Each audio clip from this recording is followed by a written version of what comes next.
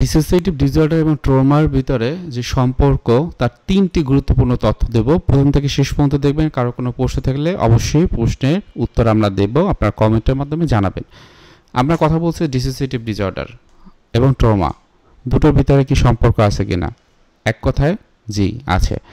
কিভাবে আছে সে বিষয়টিও আমি কথা বলবো, আমি আপনাদের সাথেই আছি। সো ট্রমা এটাকে বলা হয় মানসিক আঘাত, অর্থাৎ অতীতে কোনো ঘটনার মাধ্যমে আমার একটা মানসিক আঘাত পেয়েছে।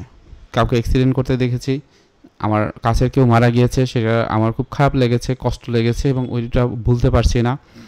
আমি হয়তো বা আমার সামনের দিকেই আমার খুব বড় রকমের একটা লস দেখলাম, এগুলো সব ট্রমা। আমি কোনো রিলেশনশিপে ছিলাম, সেটাও একটা ট্রমা।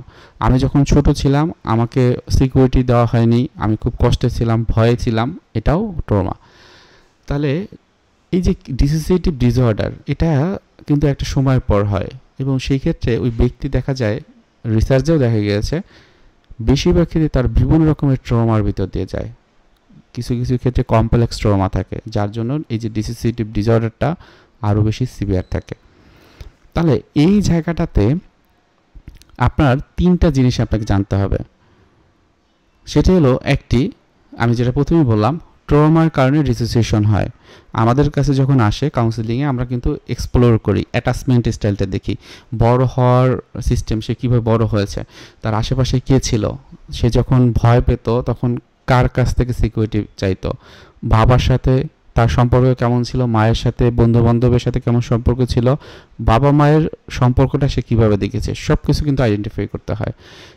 এরপর সমস্যাগুলো কবে থেকে তৈরি হয়েছে, বিস্তারিত হিস্ট্রিটা নেওয়ার পর আমরা কিন্তু দেখি তার ভিতরে হয়তোবা অনেকের ভিতরে ছোট ছোট কমপ্লেক্স ট্রমাও থাকে অনেকগুলো, অথবা অনেক সময় দেখা যায় যে এই যে ট্রমাগুলোই তার বর্তমানে ডিসোসিয়েশন তৈরি হচ্ছে।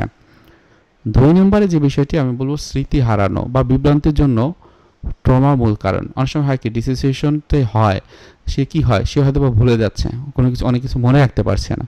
তাহলে ওই ক্ষেত্রে কি হয়, তার ভিতরে ট্রমা হয় এবং এই ট্রমার কারণে সে অনেক কিছু ভুলে যাচ্ছে। 3 নম্বরের বিষয়টি খুবই গুরুত্বপূর্ণ।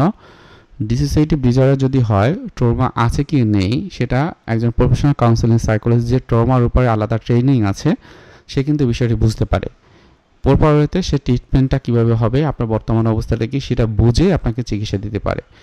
আপনার উদ্দেশ্যে আমি বলছি, যদি এই ধরনের সমস্যা হয় ডিসোসিয়েটিভ ডিসঅর্ডার, অনেক সময় সাইকিয়াট্রিস্টরা লিখে দেয় অ্যাসেসমেন্টে, সেক্ষেত্রে অবশ্যই আপনি প্রফেশনাল কাউন্সেলিং সাইকোলজিস্টের বা ক্লিনিক্যাল সাইকোলজিস্ট যার কাছেই বলি না কেন আসবেন। প্রথমে যদি আপনার ক্যাথারসিস করে, অর্থাৎ কাউন্সেলিংয়ের এক্সপ্লোরেশন স্টেজ বলা হয়, সেটা করার মাধ্যমে প্রবলেমগুলো যদি আস্তে আস্তে কমে যায়, তাহলে সেটা তো আপনার জন্য খুবই ভালো। অল্প সময়ের ভিতরে দেখবেন খুব ভালো রেজাল্ট পাবেন। যদি না হয় তখন সাইকিয়াট্রিক মেডিসিন নেওয়া লাগতে পারে। সুতরাং কাউন্সেলিং সাইকোলজিস্টের কাছে আসেন এবং আপনার মনের কথাগুলো বলেন এবং চিকিৎসা নিন। আশা করি এই 3টি তথ্য যেটি দেওয়া হলো, সেই তথ্য আপনার জন্য অবশ্যই খুব হেল্পফুল হবে। সবাই ভালো থাকেন। আসসালামু আলাইকুম।